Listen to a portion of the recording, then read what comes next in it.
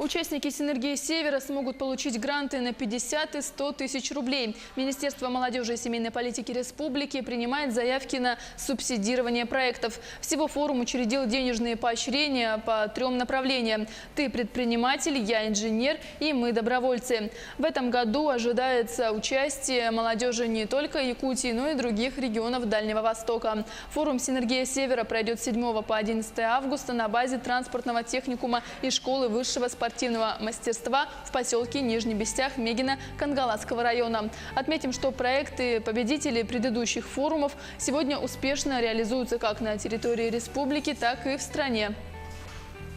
Мы планируем к участию в «Синергии Севера» экспертов, причем как федерального уровня, так и республиканского, которые проведут образовательную программу для участников данного форума.